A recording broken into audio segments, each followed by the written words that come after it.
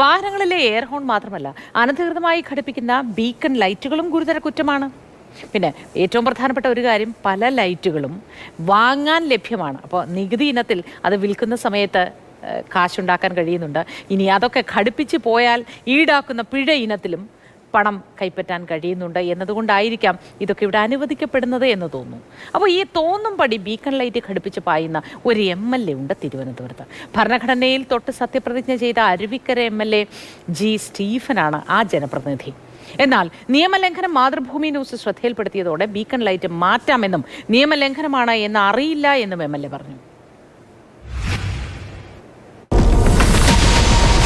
KL 01 DB 2128 CPM നേതാവും Aruvikkara MLAയുമായി G സ്റ്റീഫന്റെ വാഹനം. Thiruvananthapuram GV രാജ സ്കൂളിലെ മീറ്റിംഗിന് ശേഷം വണ്ടിയിലേക്ക് വന്നു കയറുന്നത് സ്റ്റീഫൻ MLA തന്നെ. വാഹനം സ്റ്റാർട്ടായാൽ ബീക്കൺ ലൈറ്റ് തെളിയും.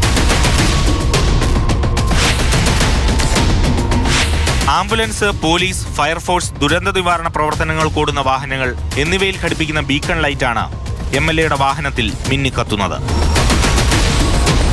നിയമം പഠിച്ച അഭിഭാഷകനാണ്. ഭരണഘടനാപരമായി സത്യപ്രതിജ്ഞ ചെയ്ത MLAയാണ് പരസ്യമായി നിയമം ലംഘിച്ചു പായുന്നത്.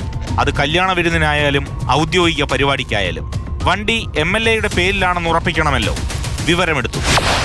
വാഹനം ജി സ്റ്റീഫന്റേത് തന്നെ. താൽക്കാലിക വിലാസം പാളയത്തെ MLA ഹോസ്റ്റൽ. കൂടുതൽ പരിശോധനയിൽ വീണ്ടും ഞെട്ടി. വാഹനത്തിന് പുക മലിനീകരണ നിയന്ത്രണ സർട്ടിഫിക്കറ്റ് ഇല്ല. MLA സീറ്റ് ബെൽറ്റ് ഇടാത്തതിന് 2 പിഴയും കിടപ്പുണ്ട്. അമിത ശബ്ദമുണ്ടാക്കി പായുന്ന വാഹനങ്ങളിലെ ഇതുപോലെയുള്ള എയർഹോൺ പൈപ്പാണ് മോട്ടോർ വാഹന വകുപ്പ് തകർത്തത്. എന്നാൽ എല്ലാ നിയമങ്ങളും ലംഘിച്ച് പോലീസിന്റെയും മോട്ടോർ വാഹന വകുപ്പിന്റെയും കൺമുന്നിലൂടെ പറക്കുന്ന MLAക്കെതിരെ നടപടിയെടുക്കാൻ ധൈര്യമുണ്ടോ? മന്ത്രി KB ഗണേഷ് കുമാറിന്റെ നിലപാടും അറിയണം.